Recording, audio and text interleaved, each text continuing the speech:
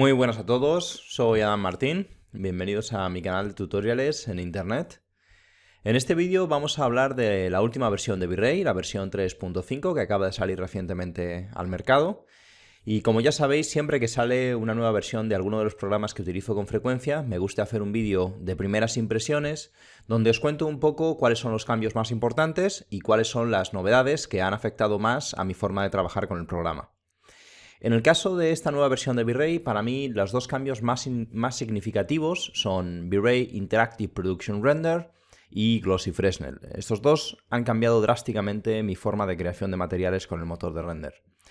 Interactive Production Render es una versión interactiva del motor de render que conocemos todos, de la versión V-Ray Advanced. Hasta hace poco la única manera que teníamos de conseguir trabajar de forma interactiva con V-Ray era utilizar V-Ray Real Time, pero esto tenía algunos inconvenientes. Ya os hablé un poco de estos inconvenientes en un tutorial que hice hace tiempo sobre V-Ray Real Time.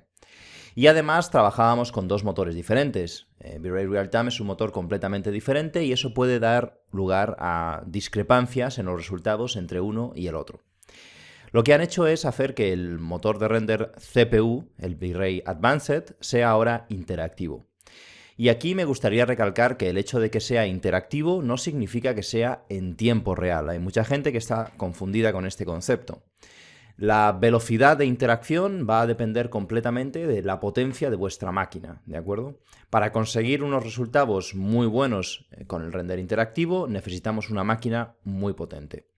Pero incluso aunque no tengamos una máquina muy potente, el hecho de poder cambiar en tiempo real o cambiar de forma interactiva, mejor dicho, parámetros, por ejemplo, en nuestros materiales, en nuestras luces, ángulos de cámara, etc., reduce enormemente los tiempos de interacción con el motor. Ya no vamos a tener que pausar, volver a renderizar, volver a pausar, hacer una región, etc.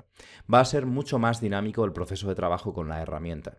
De manera que, aunque no tengáis un ordenador súper potente, esto os va a beneficiar enormemente. Y Glossy Fresnel es una mejora en el BRDF de GGX de V-Ray que básicamente nos lleva un poquito más allá en shader fotorrealista o en physical based render. Básicamente lo que tenemos es un comportamiento más preciso cuando trabajamos con glossiness bajos. Esto ya os he hablado en muchísimas ocasiones en mi canal. Hasta ahora había soluciones manuales que podíamos utilizar para afrontar este problema. Y lo que implica la incorporación de Glossy Fresnel es que ahora vamos a poder trabajar de una forma más intuitiva y mucho más sencilla a la hora de crear materiales. Algunas de las otras novedades, aparte de estas dos importantes, son por ejemplo Adaptative Lights, que si habéis visto algunos de los carteles de promoción de esta nueva versión de V-Ray habréis leído que dicen que es hasta 7 veces más rápido que la versión anterior. Y es importante que no confundáis pensando que esta nueva versión de V-Ray es rapidísima en todas sus facetas, porque no es así, es prácticamente igual que V-Ray 3.4 en cuanto a tiempos de render. Pero la incorporación de Adaptative Lights ha hecho que en algunas situaciones, cuando tenemos una gran cantidad de luces, este nuevo sistema de sampleo de luces reduzca considerablemente los tiempos de render. Os voy a hablar un poquito más en detalle de esto ahora más adelante. Y también se han producido importantes mejoras en el motor de render GPU, en V-Ray Real Time. Podéis ver una lista completa de las nuevas funcionalidades de V-Ray Real Time en la página de ayuda de V-Ray. Y yo siempre que sale una nueva versión de V-Ray, lo primero que hago es consultar la ayuda. Es un documento que yo considero imprescindible y que, por desgracia, mucha gente ignora por completo. Ahora mismo, la verdad es que el documento de ayuda de V-Ray es muy completo y lo mantienen actualizado día a día. De manera que aquí podéis encontrar una lista completa de las nuevas funcionalidades que soporta GPU. Os mostraré un poco más adelante una lista para que hablemos un poco de ellas. Y también tenemos la posibilidad de pausar nuestro render. A partir de ahora vamos a poder darle pausa y recuperar el render tal vez ese mismo día o dentro de una semana o cuando nosotros queramos. Lo cual, siempre está bien tener esta posibilidad. Vamos a poder renderizar directamente para headsets de Virtual Reality usando el motor de render Real Time, de manera que si tenemos uno de estos headsets podemos ponérnoslo e ir haciendo cambios en la escena en tiempo real mientras los vamos viendo de forma interactiva.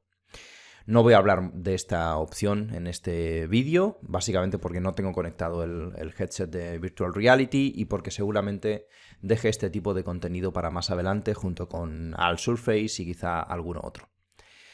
También tenemos un nuevo sistema de almacenamiento de archivos que es V-Ray Steam Mode, que es como un proxy pero que contiene una escena completa. Aún no he tenido ocasión de probarlo en profundidad, pero de momento lo poco que he tenido ocasión de probar es bastante prometedor.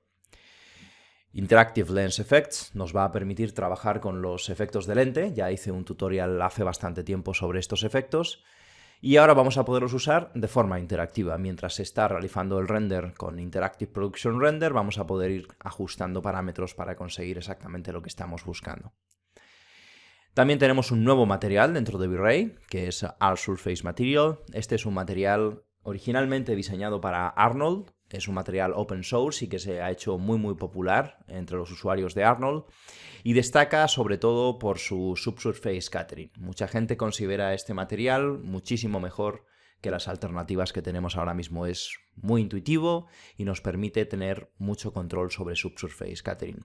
A este material le dedicaré un tutorial exclusivo más adelante. De momento no lo vamos a cubrir en el vídeo de hoy.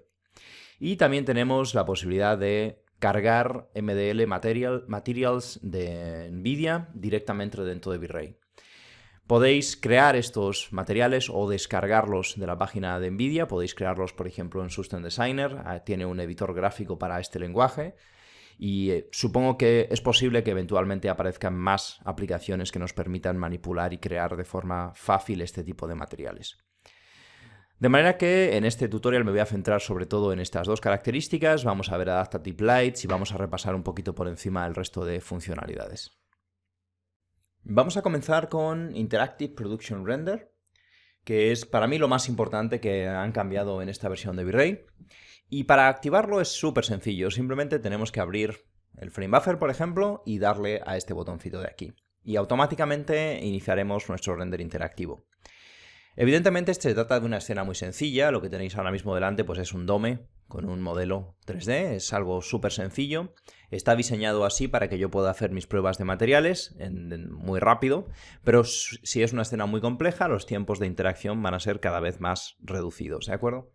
Una cosa que podéis hacer y que os puede ayudar en aquellos casos donde lo más importante para vosotros sea la velocidad de reacción del motor de render, es dentro de las propiedades de V-Ray, podéis desactivar el motor de rebotes secundarios, por ejemplo, por completo. Cuando hacéis esto es necesario reactivar el Interactive Render. De manera que ahora no se va a calcular Light Cache cada vez que yo mueva mi cámara, por ejemplo. Y vais a ganar un poquito de tiempo de reacción. ¿Qué hemos sacrificado a cambio de este tiempo de reacción? Rebotes secundarios. En interiores, por ejemplo, esto puede ser drástico porque sí que pueden tener una importancia muy grande en el resultado final. En exteriores o en escenas como la que yo tengo ahora mismo delante, que está iluminada por un dome, esto puede ser completamente prescindible para las pruebas y lo podemos activar al final cuando terminemos nuestro material. Si no queremos sacrificar por completo el efecto de Light Cache porque consideramos que los rebotes secundarios son importantes en nuestra escena, lo que podemos hacer es lo que hace, por ejemplo, otros motores como Corona, lo gestiona de forma automática, pero nosotros lo podemos hacer en V-Ray de forma manual. Cuando trabajemos con Interactive Render, lo que podemos hacer es utilizar una cantidad muy baja de subdivisiones. Corona hace esto de forma automática, como os digo, usa una porción de la cantidad que nosotros estamos usando en el render final. Entonces tenemos una aproximación de lo que sería Light Cache, un resultado parecido al final, pero no sacrificamos completamente los rebotes secundarios. Y los tiempos de render, pues luego de interacción, mejor dicho, van a ser más rápidos.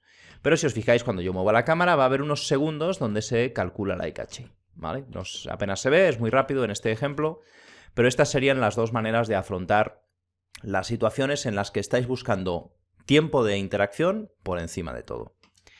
Y pues para ejemplificar un poco cómo puede ayudaros esto en vuestro workflow, para que podáis ver, tengo activado como siempre uno de mis LUTs en el motor de render. Ya os he hablado de qué son los LUTs y por qué pueden llegar a ser necesarios en una producción donde buscamos el fotorrealismo. Los motores de render no son cámaras de fotos, funcionan de forma muy diferente y por esa razón es necesario emular el resultado fotográfico para poder previsualizarlo durante el proceso de render. El uso de LUTs es una de las estrategias posibles, pero no es la única. Podemos utilizar curvas personalizadas, podemos utilizar ajustes de exposición y contraste, etc. Lo importante es que entendáis el por qué son necesarios estos modificadores para poder previsualizar el resultado fotográfico en nuestro frame buffer. Yo de momento tengo activado uno de mis LUTs, que ya están configurados de acuerdo a mi gusto personal, y ahora podemos abrir nuestro editor de materiales y, como vais a ver, pues podemos hacer cambios y vamos a ir viendo el resultado de forma interactiva. Esto es fantástico, y la verdad es que una vez que uno se acostumbra a trabajar de forma interactiva, que empieza a ser un estándar en nuestra industria, es muy difícil volver atrás. Podemos también hacer, por ejemplo, regiones. Y si os habéis fijado, la resolución de nuestro render depende por completo del tamaño de esta ventana. En la versión alfa de prueba no era así, pero ahora, si queremos cambiar la resolución de nuestro render, tenemos que incrementar la resolución de nuestra ventana. Y eso ajusta automáticamente el tamaño del render. De manera que, si no queréis perder lo que tenéis en la ventana, acordaros de no reescalar la ventana de V-Ray. ¿De acuerdo? Esto es una cosa que le pasa a mucha gente y que pues es importante que tengáis en cuenta. Podemos moverla sin problemas, pero en el momento que cambiamos su escala, se recalcula completamente el cálculo de iluminación. Y bueno, pues aquí simplemente podemos ajustar cualquier aspecto de nuestros materiales como si estuviéramos pues trabajando con V-Ray Advanced. Lo bueno que tiene este motor interactivo es que nosotros podemos utilizar cualquier cosa. En la versión de Real Time, por ejemplo, los plugins que no eran compatibles no los podíamos usar, mientras que aquí, por ejemplo, si yo cargo un mapa que pertenezca a un plugin, creo que tengo por aquí alguno, como este de TeamFilm, por ejemplo, lo podemos conectar aquí en las reflexiones y automáticamente lo tenemos en nuestro material, por ejemplo. Y tenemos este efecto, vamos a ponerlo en negro para que lo podáis ver bien, que es, no sé si sabéis lo que hace este plugin, emula como esa pequeña capa de grasa que hay en algunos materiales y que dependiendo del ángulo de observación, pues la luz tiene que atravesar más o menos cantidad de esa capa de grasa. Esto se puede utilizar para muchísimas cosas, para el cuero, por ejemplo, para algunos metales, para hacer cristales, para hacer algunos tipos de recubrimientos especiales, etc. Entonces, esto es algo que no podíamos utilizar antes en Real Time y que ahora es perfectamente compatible. Pasa lo mismo con ver con Maps y con cualquier cosa que sea un plugin incompatible con V-Ray Real Time. Podemos crear metales, por ejemplo, podemos hacer todos los tutoriales que hemos visto en el canal de creación de materiales, se pueden aplicar de forma interactiva. Ahora, cuando veamos un poco más en detalle el cambio fundamental que ha tenido lugar en el BRDF, que lo podéis encontrar aquí activado por defecto, que es Glossy Fresnel, haremos un material de prueba para que podáis ver cuál es el flujo de trabajo. Para entender un poquito mejor qué es Glossy Fresnel y por qué necesitamos este tipo de cosas, voy a usar unos gráficos que he preparado para completar un poco la información que ya os he comentado en mis tutoriales anteriores sobre V-Ray y sobre materiales físicamente correctos o PBR. Es muy importante que si aún no habéis visto esos vídeos y no tenéis mucha idea de lo que estamos hablando, primero les echéis un vistazo para saber de qué va todo esto. Básicamente hay un problema clásico en Computer Graphics, que es la diferencia monumental que hay entre lo que podemos modelar, o sea, el tamaño de nuestros polígonos, y lo que ocurre con la luz a nivel microscópico, que tiene una gran importancia en cómo percibimos visualmente esa superficie. Como nosotros no podemos modelar las microimperfecciones que tiene un material, ha ido evolucionando la tecnología y cada vez podemos modelar detalles más pequeños, pero aún así la luz interactúa con detalles diminutos, de tamaño de un fotón, por ejemplo. Y eso condiciona el aspecto visual que tiene ese material en nuestros ojos. De manera que tenemos que encontrar alguna manera de hacer que lo que de otra manera sería un polígono, solo un polígono, tenga o simule lo que ocurre con la luz a nivel microscópico. Esos son los BRDFs, que nos permiten crear la sensación de que el material es más complejo y que se comporta como lo hace en la vida real. Pero este reto siempre ha estado lleno de problemas. Hay distintas aproximaciones al problema y ha ido evolucionando con el paso de los años y cada vez tenemos soluciones más eficientes para solucionar este problema. Antiguamente había BRDFs como Blinn, Bong, etc., que eran una aproximación bastante burda de lo que es el problema, pero que nos permitían renderizar superficies construidas con polígonos y visualmente era suficiente. Ahora tenemos Microfacet GGX, que es algo similar, donde se ha subdividido la superficie en microcaras. Si nosotros tenemos polígonos, se divide en microcaras y el motor de render puede calcular cuántas de esas microcaras están alineadas para que se pueda generar un especular, cuántas de esas microcaras, en definitiva, terminan generando un efecto en la cámara. Pero si solamente hacemos eso y nos quedamos ahí, hay dos problemas que no están contemplados dentro del BRDF, que son masking y shadowing. Si nosotros tenemos esta situación que os he dibujado aquí, por ejemplo, lo que ocurre es que si estos son microcaras, hay algunas de estas microcaras o de estas irregularidades en la superficie que están tapando a otras irregularidades. Y esto normalmente en los BRDF antiguos no se tenía nunca en cuenta. Y otro efecto posible es el de shadowing. Hay algunas caras que pueden estar proyectando sombras sobre otras de nuestra microsuperficie. Estos dos efectos pueden tener un impacto realmente brutal en las reflexiones, por ejemplo, de nuestro material, sobre todo en ángulos cercanos a 90 grados, de manera que es fundamental que lo tengamos en cuenta. Hasta ahora lo que hacíamos era utilizar técnicas manuales. De forma manual, por ejemplo, con un fall-off controlábamos la reflectividad máxima o lo hacíamos con colores, etc. Pero si de repente el BRDF tiene en cuenta estas dos propiedades, nosotros nos podemos despreocupar de ello y dejar que sean los algoritmos del material los que se encarguen de proporcionarnos un resultado físicamente correcto. Básicamente en eso consiste Glossy Fresnel. Vamos a verlo un poquito más en detalle, tampoco quiero entrar en grandes complicaciones, solamente me interesa que tengáis un concepto general.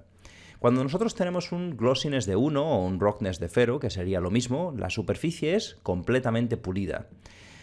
Esto no tiene ninguna importancia, porque si no hay ninguna imperfección, estos efectos no se producen, ni en 90 grados ni en 0 grados. Ya os hablé un poco de esto cuando vimos cómo crear materiales de cemento, por ejemplo, o materiales de tejidos. Pero cuando nosotros tenemos un material con un glossiness muy bajo, cercano a 0 o muy bajo en general, lo que ocurre es que estos efectos tienen una importancia brutal, sobre todo en 90 grados. Acordaros que habíamos visto que nosotros tenemos en las propiedades físicas de los materiales, dependiendo del ángulo de observación, vamos a ver más o menos reflectividad. Esto lo conocíamos como el efecto Fresnel. Pero como nosotros no somos capaces de modelar estas imperfecciones, somos también incapaces de crear, por ejemplo, aquí tenéis una cara que no son 90 grados, esta cara estará formando pues tal vez 40 o 50 grados. Luego su reflectividad no va a ser del 100%, pero en nuestro modelo tenemos una cara que forma 90 grados. Si el BRDF no se encarga de solucionar este problema, tenemos un resultado incorrecto en nuestro render. Hice hace algún tiempo una serie de pruebas con diferentes motores de renders para ejemplificar este problema, pero básicamente, resumiéndolo mucho, se traduce en un halo blanco en glossiness muy bajitos. Este halo blanco es irreal, porque aunque físicamente hablando, cuando observamos un material formando 90 grados, la reflectividad sea cercana al 100%, aquí en realidad estamos observando una serie de microsuperficies que no tenemos porque nuestra geometría no las contiene. Esto, como os digo, puede sonar muy enrevesado, pero en realidad es algo bastante básico. No podemos modelar todo el nivel de detalle y tenemos que diseñar estrategias para simular lo que ocurre con la luz a nivel microscópico. Aquí podéis ver, por ejemplo, otro ejemplo donde está resuelto este problema. Este es un OSL que puso a disposición de los usuarios una persona para V-Ray y que solucionaba este problema. Como veis aquí, de forma gráfica está representado. Estos son datos que he extraído del sampler de Nuke. Este es el GGX anterior a la versión 3.5, donde, como podéis ver, a pesar de que disminuye la reflectividad máxima, solo lo hace hasta un 50% aproximadamente. Mientras que el comportamiento natural en las superficies es que cuanto más destruido esté el material, menor es la reflectividad máxima. Y tenemos que observar una cosa como esta más o menos. Si el material es muy perfecto, obtenemos la clásica curva de índice de refracción, pero cuanto más estropeada está la superficie de nuestro material, menos reflectividad máxima vamos a tener. Lo que hace Glossy Fresnel es que gestiona esto de forma automática. Cuando yo bajo glossiness, automáticamente el motor de render baja la reflectividad máxima. Vamos a verlo ahora de forma práctica. Vamos primero a desactivar Glossy Fresnel para ver qué es lo que ocurría antiguamente. Según nosotros bajábamos el parámetro de glossiness, pues íbamos obteniendo cada vez de forma más evidente este halo en nuestras superficies. Vamos a intentar ponernos en una vista cercana en este amigo nuestro para que podamos ver perfectamente el efecto. Voy a hacer un render de una región. Y según nosotros vamos bajando cada vez más glossiness, cada vez es más evidente este problema y se forman estos halos blancos que son completamente irreales en superficies rugosas. Debería de estar disminuyendo la reflectividad máxima también en este material al bajar glossiness. ¿Cómo lo podíamos solucionar antes de tener Glossy Fresnel? Pues lo que podíamos hacer, hay muchas maneras de hacerlo, yo siempre os digo que no hay una sola manera de hacer las cosas, pero os voy a mostrar una de ellas. Lo que yo solía hacer normalmente era crear algo que emule el efecto de Fresnel, que sería una curva similar a esta. Ya sabéis que yo no me preocupo mucho en hacerlo exacto, porque este fall-off es ya de por sí incorrecto. Establecíamos la reflectividad máxima, por ejemplo, con un parámetro que podría ser un V-Ray Color, por ejemplo. Le vamos a establecer un 4%. Sustituimos esto por la reflectividad y desactivamos Fresnel porque ya estamos simulando el efecto de Fresnel con este fall-off.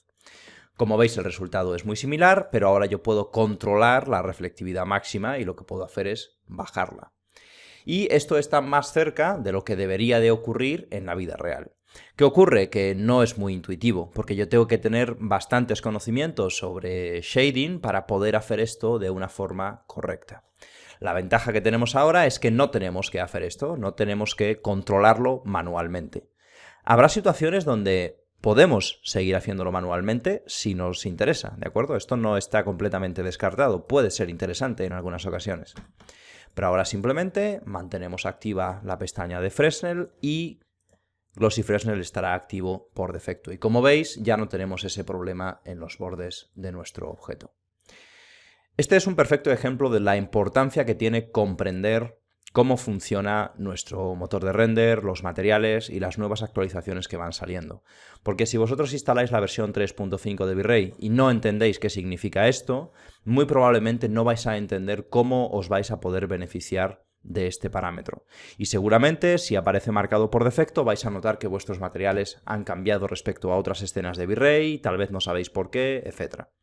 Entonces, es importante comprender cuáles son los cambios que se incorporan, pero no solamente a un nivel básico. En mi opinión, es importante comprenderlos a un nivel un poquito más avanzado. Y ahora ya tenemos aquí una representación bastante fiel de cómo se debería de comportar esta superficie. Aún así, recordad que los BRDF que utilizamos siempre son aproximaciones al problema. Nunca van a ser una representación absoluta de lo que ocurre en la vida real con la luz. Son aproximaciones que son suficientes para conseguir lo que nosotros estamos buscando. Este Glossy Fresnel nos puede permitir simular de forma más físicamente correcta materiales como telas, por ejemplo, dieléctricos con glossiness muy bajitos, tal vez arena, polvo y cosas similares. Pero recordad que estamos hablando de reflexiones, de manera que a veces, incluso aunque no sea físicamente correcto, usar el clásico truco de un fall-off en el diffuse puede ser una mejor opción porque va a tardar menos en renderizarse y el impacto visual va a ser muy similar, etc. Entonces, esto es simplemente una manera más físicamente correcta de afrontar la creación de un material, pero todas las técnicas que habéis estado utilizando hasta el día de hoy siguen siendo perfectamente válidas, ¿de acuerdo? Otra de las ventajas que tiene Glossy Fresnel es que como ya está incorporado en prácticamente todos los motores de render y ya casi todos los motores de render tienen un BRDF muy similar, podemos afrontar la creación de materiales de la misma manera en casi todas las plataformas. Esto para mí es algo fantástico porque trabajo con varias plataformas y me permite pues tal vez crear las mismas texturas y simplemente configurar un poquito el output o la luminosidad de la textura para conseguir exactamente el mismo material en los distintos motores de render. Antes de ver cómo funciona Adaptive Lights, que es posiblemente la última novedad importante que nos queda cubrir en V-Ray 3.5, vamos a ver cómo podemos configurar el motor para que podamos pausar y retomar el render cuando nosotros queramos. Es muy sencillo, dentro del Frame Buffer activamos salvar como V-Ray RAW y activamos esta pestaña de aquí que nos permite utilizar el Resumable Render.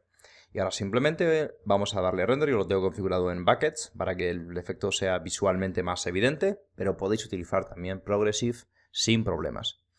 Le damos a render, como veis el render comienza, se empieza a realizar y si yo le doy aquí a stop en cualquier momento, puedo retomar mi render en el punto donde lo había dejado y no se empieza desde cero.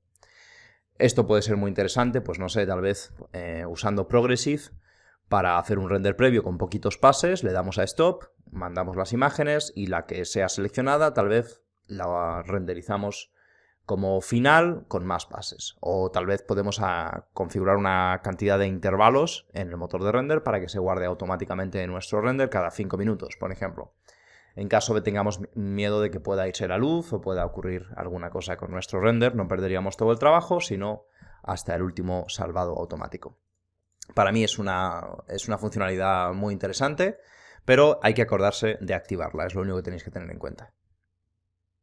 Vamos a ver ahora de forma teórica cómo funciona otra de las novedades de V-Ray 3.5, que son Adaptive Lights, que nos permite ahorrarnos muchísimo tiempo de render en algunas escenas, en escenas donde tengamos gran cantidad de luces. Voy a utilizar conceptos que ya he cubierto en mi tutorial original sobre V-Ray, Control Total, donde os explicaba cómo funciona el motor, qué son muestras primarias, qué son muestras secundarias, cómo funciona el motor cuando tenemos luces, etc. De manera que voy a utilizar esos conceptos. Si en algún momento sentís que no entendéis algo de lo que hablamos aquí, es posible que tengáis que refrescar viendo esos vídeos. Ya sabéis, V-Ray funciona de esta manera, tenemos una serie de muestras primarias que se trazan desde la cámara y cuando las muestras primarias encuentran un punto de intersección, de geometría por ejemplo, hay varios procesos que se calculan utilizando lo que llamamos muestras secundarias y uno de esos procesos son las luces. Las luces por defecto son brute force, se calculan mediante brute force y eso, cuando tenemos muchísimas luces, puede significar unos tiempos de render monstruosamente grandes. Pensad que esto no es muy importante cuando tenemos pocas fuentes de luz. Cuando estamos en un interior y solo tenemos el cielo y el sol, o el cielo, el sol y 3 o 4 practical lights, esto no va a cambiar nada nuestra situación, ¿de acuerdo?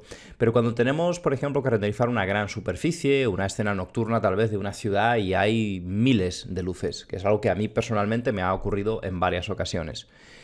El cálculo de brute force de cada una de esas luces puede hacer que los tiempos de render se disparen estrepitosamente, o sea, podemos acabar con tiempos de render de locura. Tradicionalmente, lo que yo solía hacer normalmente para salvar este problema era utilizar Irradiance Map y aquellas luces que yo consideraba menos importantes las incluía dentro de Irradiance Map y de esa manera no se calculaban mediante brute force. Pero cada vez se utiliza menos Irradiance Map, yo personalmente cada vez lo quiero utilizar menos y Adaptive Lights nos ofrece una excelente alternativa a este tipo de trucos. ¿Cómo funciona Adaptive Lights? Primero vamos a ver cómo funciona el sistema cuando no tenemos activado ningún algoritmo para el sampleo de luces, por defecto, sin Probabilistic y sin Adaptive Lights. Lo que ocurre es que por cada muestra primaria se trazan muestras secundarias hacia todas las luces. Puede ocurrir que una luz que está increíblemente lejos o que no tiene prácticamente ninguna importancia para esta muestra se siga calculando en cada una de ellas. Eso puede ralentizar mucho los tiempos de render. Lo primero que se hizo en V-Ray fue incorporar un sistema de Probabilistic Lights, que imagino que ya estáis familiarizados con él, donde lo que se hacía era trazar un número de muestras hacia luces aleatorias. Por ejemplo, nosotros configuramos un número que por defecto en el motor está en 16 luces. Cuando tenemos más de 16 luces en la escena, Probabilistic entraría en juego y cómo funciona es, yo aquí tengo puestas 5 luces y imaginemos que yo he configurado Probabilistic con 5 luces. Lo que haría el motor de render es que trazaría por cada una de las muestras primarias solamente 5 luces de todas las que hay en la escena y las va a seleccionar de forma aleatoria. Pero como yo voy a calcular en esta misma zona millones de muestras primarias. Este sería, por ejemplo, otro de los cálculos de las muestras.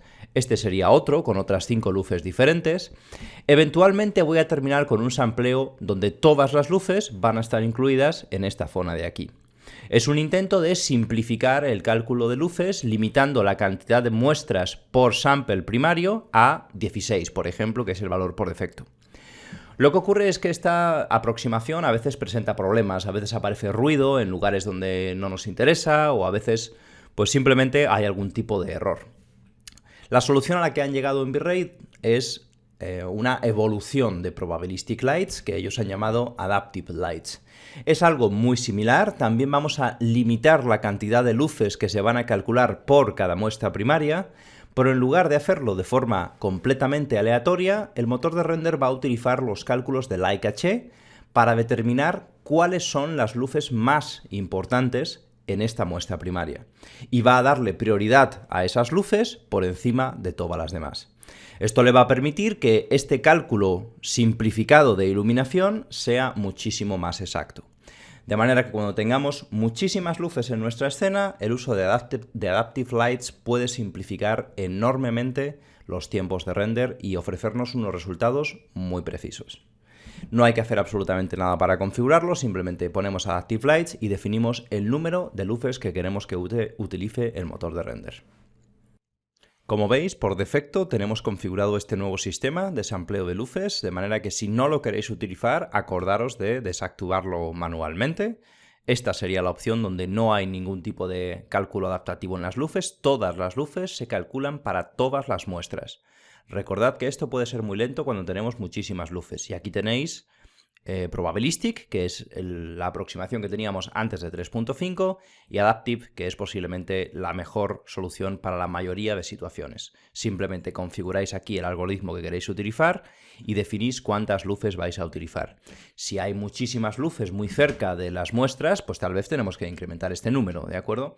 Normalmente con los valores por defecto vamos a obtener casi siempre buenos resultados. Pero es importante que entendáis que esto puede ser necesario que lo modifiquemos, ¿de acuerdo?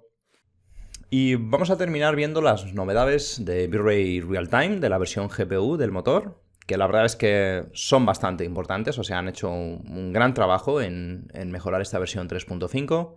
Ya os comenté anteriormente que para mí la direccionalidad de las luces era una de las cosas que eran fundamentales para poder iluminar en 3D. Ya está incluida en V-Ray 3.5, en el modo Real Time, pero además tenemos muchas otras funcionalidades como Adaptive Lights, Aerial Perspective, V-Ray Clipper, Stochastic Flakes, Matte Shadow. Aquí podéis ver en esta lista las principales y si vais a la página web podéis ver una lista completa de todos los cambios. Sobre todo es importante resaltar que han mejorado el uso de memoria por parte del motor y esto es vital porque normalmente la memoria es el punto más flojo del render GPU. Han mejorado el sistema de uso de memoria y han incluido un sistema de MIP mapping que permite que las texturas se carguen con menor resolución si están más lejos de la cámara, por ejemplo. Esto es algo que se utiliza muy frecuentemente en motores de render de videojuegos, por ejemplo, y que pues, es muy interesante que lo tengamos en V-Ray Real Time. Ya os digo, podéis mirar una lista completa. Vamos a ver ahora unos ejemplos prácticos porque también ha cambiado un poco el frame buffer y nos permite trabajar con el motor de forma un poquito más intuitiva. Para terminar con este tutorial de primeras impresiones sobre V-Ray 3.5, os voy a hablar un poco de algunos de los cambios que han tenido lugar en V-Ray Real Time, en la parte GPU del motor de render. No los voy a cubrir todos, ya os he comentado que hay una lista completa de los cambios en la página de V-Ray y ahí vais a poder ver pues, si alguna de las funcionalidades que para vosotros son más importantes están o no incluidas. Yo me voy a centrar sobre todo en contaros un poco por encima estas mejoras que tiene el viewport cuando hacemos clic con el botón derecho, que nos van a permitir navegar mucho mejor y añadir rapidez en nuestro workflow sobre todo. La pestaña de opciones es muy similar a lo que teníamos antes, ya os la comenté qué significan estas cosas en nuestro tutorial anterior sobre V-Ray Real Time. Tenemos ahora una opción de Low Thread Priority, nos va a permitir lo mismo que en CPU, que la tarjeta de render no se consuma al 100% en el render y si la necesitamos, por ejemplo, para movernos por el viewport, para el editor de materiales, etcétera, vaya un poco mejor. Yo lo tengo desactivado porque para este ejemplo le quiero dar prioridad a la previsualización del render porque no voy a utilizar el editor de materiales. Y aparte de esto, creo que no hay novedades importantes en cuanto a la configuración en sí del motor. Hay algunas funcionalidades que antes no se soportaban, como por ejemplo el Shadow Catcher, que ahora se puede configurar con un botón. Le damos clic a este botón y automáticamente se van a configurar las propiedades de Matte Shadow de nuestro objeto. Es interesante que esté en un botón, pero no es nada nuevo, antes lo podíamos hacer de forma manual. Pero V-Ray Realtime ahora también soporta Shadow Catcher y eso está fantástico. También soporta, por ejemplo, Ground Projection en los HDR. Si os fijáis aquí en este HDR, da la sensación de que mi cámara está apoyada en el suelo.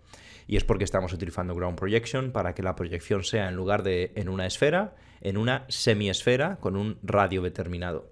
Y eso nos da esta sensación de que tenemos un suelo. Normalmente, como no vamos a utilizar nuestro HDR como fondo, por ejemplo, la alternativa es utilizar un backplate y no utilizar esta opción. Pero puede ser interesante para ejercicios rápidos, si queremos hacer un look dev, si queremos trabajar en unos materiales, puede ser interesante para ese tipo de casos. Y antes no funcionaba en V-Ray Realtime y ahora ya sí funciona. La direccionalidad de las luces, que ya os comenté que para mí era algo muy importante. Y sobre todo estas opciones que tenemos aquí. Imaginaros, por ejemplo, que queremos navegar por nuestra escena, pero no queremos hacerlo directamente en nuestro viewport, queremos hacerlo en el render. Pues ahora lo podemos hacer, esto está muy bien. Y espero que estas opciones estén disponibles también en la versión IPR, o sea, en la versión interactiva de CPU, porque la verdad es que me parecen fantásticas. Otra opción que tenemos es la posibilidad de hacer un zoom real. Ahora, por ejemplo, si nosotros hacemos un render a este tamaño, que como veis es pequeñito y eso hace que vaya muy rápido, me permite ver a grandes rasgos los cambios, pero si yo me quiero concentrar en lo que está ocurriendo en esa zona de ahí, me resulta muy difícil, porque aunque yo haga una región, etcétera, no voy a poder concentrarme realmente en esa parte de ahí. Si hago un zoom, simplemente me acerco a una imagen pequeña, luego no percibo más detalles. Pero si activo esta opción de Real Zoom, lo que me permite hacer es un zoom sin cambiar la perspectiva. Y como veis, el tamaño permanece intacto y el porcentaje también, de manera que lo que estoy haciendo a efectos prácticos es acercarme a estas áreas de mi render. Eso me va a permitir concentrarme en el material, tal vez quiero ver si las texturas tienen resolución suficiente, etc.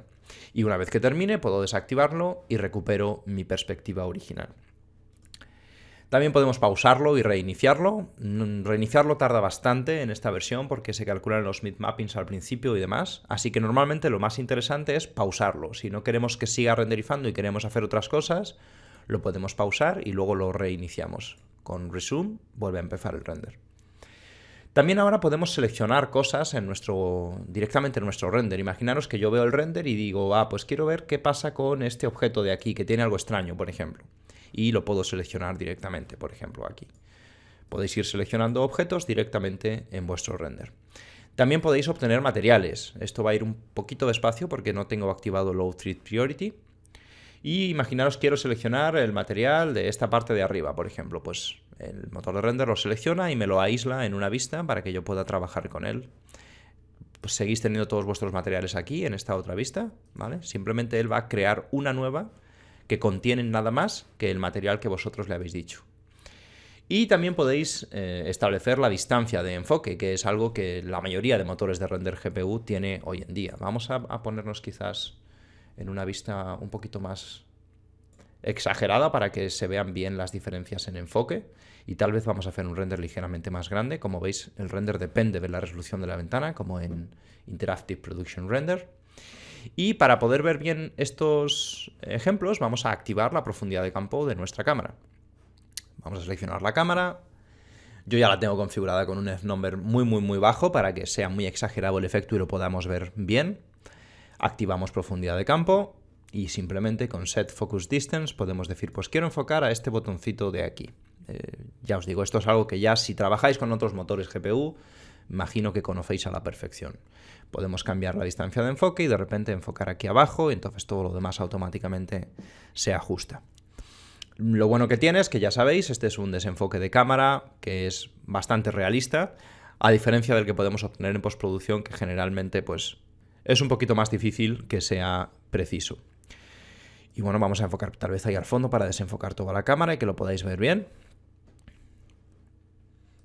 Como veis, quizá las novedades más importantes están relacionadas con mejoras en el workflow. Ahora vamos a poder trabajar de una forma más interactiva, un poquito más rápida, y eso, en mi opinión, es fundamental en un motor de render GPU, porque su principal ventaja es que tenemos esta interactividad.